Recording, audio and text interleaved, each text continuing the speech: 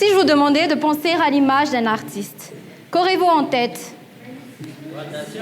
Qu'aurez-vous en tête, dites-moi?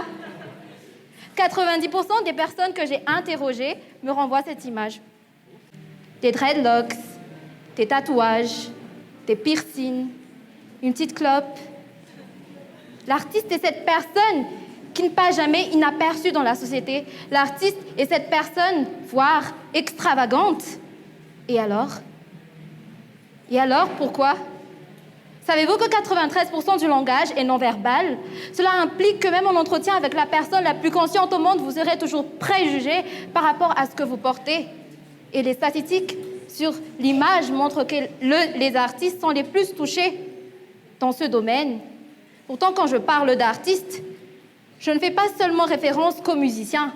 L'art, c'est un domaine très vaste qui regroupe plusieurs disciplines qui forment en un tout ce qu'on appelle la culture. Cela peut être la sculpture, l'architecture, les arts visuels.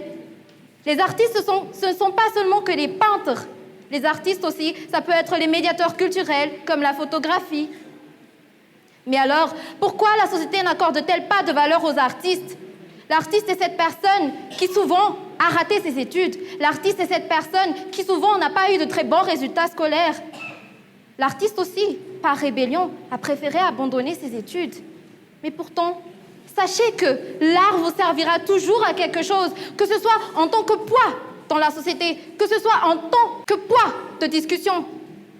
Alors, mes chers compatriotes, artistes, confrères et consoeurs en devenir, n'arrêtez pas vos études, s'il vous plaît. C'est vrai que nous avons tous un génie artistique, mais votre génie artistique a besoin de se nourrir. Alors, nourrissez-le. La connaissance n'est pas un miracle. Si vous voulez apprendre, il faudra approfondir. Artiste ne signifie pas anarchiste, dites-vous? Alors que nous nous obstinons tellement à vendre cette image rebelle de l'artiste dans la société. Et pourtant, nous sommes les grands plaidoyers des messages d'amour et de paix dans ce monde. Bizarre, non?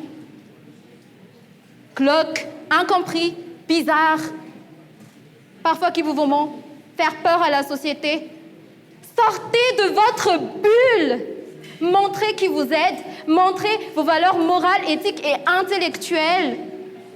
Un homme sage a dit un jour, si vous recherchez la liberté, vous serez esclave de vos désirs, tandis que si vous recherchez la discipline, vous serez libre. Koan Zen a médité. Le monde dans lequel nous sommes s'ouvre. Plusieurs technologies sont offertes à nous. C'est à nous de nous adapter au monde et pas le contraire. Prenons exemple sur le digital, le marketing. Le marketing qui est déjà utilisé par les grandes boîtes de production à travers le monde entier. Si vous voulez vendre un message, soyez clair, soyez pertinent dans votre message. Ne laissez pas seulement les gens deviner ce que vous avez à offrir derrière votre œuvre d'art. C'est pareil, vous n'allez jamais forcer un consommateur à acheter un produit.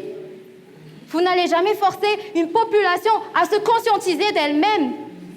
Soyez logique. Qui a dit que l'artiste ne pouvait pas prendre la parole comme je le fais ici actuellement? Qui a dit que l'artiste ne pouvait pas entreprendre? Prenons l'exemple de Disneyland. L'entrepreneuriat culturel a toujours existé, même s'il n'a jamais eu sa valeur dans la société. Enfin, j'aimerais briser l'image de cet artiste, trop rebelle, trop anarchiste, trop incompris de la société. Prenons exemple sur cette grande dame qui a écrit l'une des plus grandes séries fantastiques que le monde a connues.